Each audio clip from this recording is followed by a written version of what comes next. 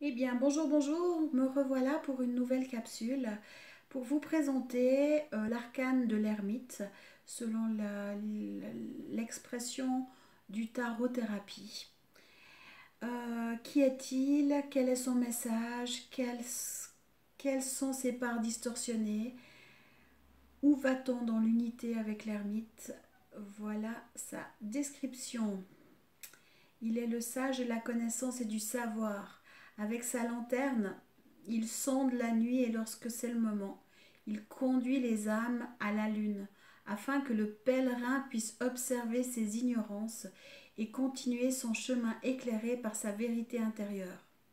Son besoin d'authenticité le pousse à se détacher de ses règles et doctrines devenues désuètes, pour ainsi vivre l'expérience de l'illumination.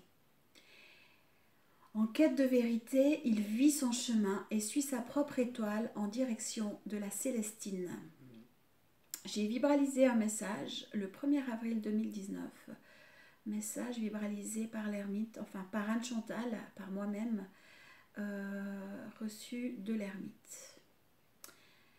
Petit aparté, en relisant le message ou en écoutant le message, vous allez entendre le chemin proposé au mât. Je vous rappelle que le mât, c'est nous, c'est le pion qui avance sur le jeu du tarot. Et ce mât qui est à la découverte de lui-même, qui part en voyage à l'intérieur de lui pour se découvrir, parce qu'il y a un appel. C'est pour ça que vous entendrez parler du mât et non, ce n'est pas une erreur. Alors j'y vais.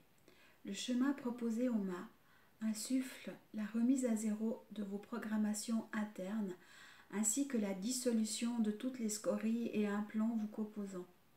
Subséquemment, vous distinguerez en votre temple intérieur une étincelle au goût suave. Ce nectar deviendra votre nourriture et ainsi réveillera en vous le feu sacré des sages. Alors une douce mélodie retentira en votre fort intérieur et impulsera l'ultime voyage, un aller simple pour l'Éden.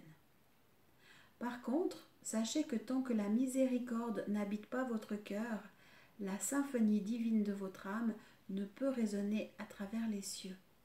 La colère, la haine, la rancune étouffent l'étincelle et congestionnent la transmission de votre âme. C'est pourquoi nous ne pouvons que vous inviter à prendre rendez-vous avec votre corps, avec votre mental égo, votre âme, votre émotionnel, vos organes, votre jumeau karmique, flamme jumelle, ainsi que, et surtout, avec votre pire ennemi, et à vous poser la question, ou les questions suivantes. Êtes-vous en paix avec vous-même? Êtes-vous en paix avec chacune des expressions citées ci-dessous? Je bégaye. Êtes-vous en paix avec votre jumeau karmique, avec votre pire ennemi?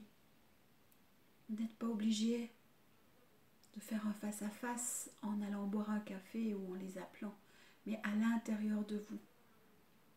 Êtes-vous en paix?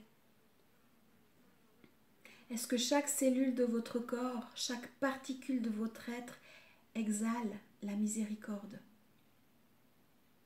Si ce n'est pas le cas, nous vous invitons à déposer les armes et à placer la fleur du pardon en chacune de vos guerres. À vous de retrouver la force et permettre aux bourgeons d'éclore. Et cela malgré les pires situations extérieures. Souvenez-vous d'un point. Ne demandez pas à l'autre d'être en paix. C'est à vous seul, en face à face, avec vous-même, de trouver ce positionnement intérieur. Sans cela, vous resterez sur le quai de gare. La quête alchimique est une action perpétuelle de pardon, car seul cela permet le chemin vers la lumière. Le pardon libère des prisons et de tout encombre. Votre ADN, vos cellules doivent s'imprégner de cet état de virtuosité. La licorne peut vous y aider. Demandez-lui de l'aide. Acceptez de le faire revivre en vous ou plutôt de la faire revivre en vous, et elle saura déverser en vos structures son amour le plus pur. Une fois le miracle du pardon achevé, la colombe déposera à vos pieds une graine sacrée d'olivier.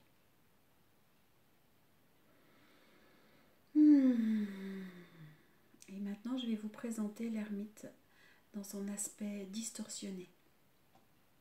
L'ermite distorsionné ne comprend pas ce monde, ses règles et ses codes. Il ne saisit pas les autres. Il préfère rejeter tout ce qui l'entoure plutôt que d'apprendre et faire connaissance avec son environnement.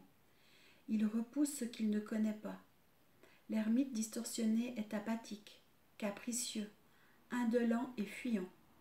Il est misogyne et misanthrope. Dans les actions, ce sont des personnes qui refusent d'entendre parler des émotions des autres, de leurs besoins et de leurs envies. Elles se cachent et sont asociales.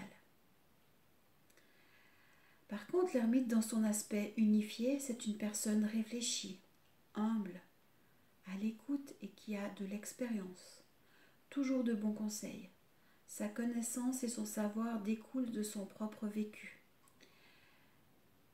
L'ermite fait preuve de perspicacité et d'audace et ne se fie jamais aux apparences. Dans la pratique, c'est une personne qui a envie de suivre, qu'on a envie de suivre ou de consulter. Il ne va pas dicter ses propres règles, mais plutôt éclairer une situation ou un état caché.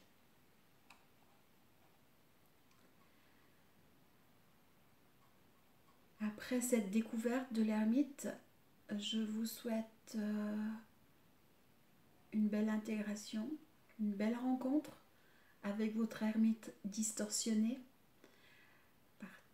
qui certainement ou peut-être fait partie de vos constructions dans votre non-conscient.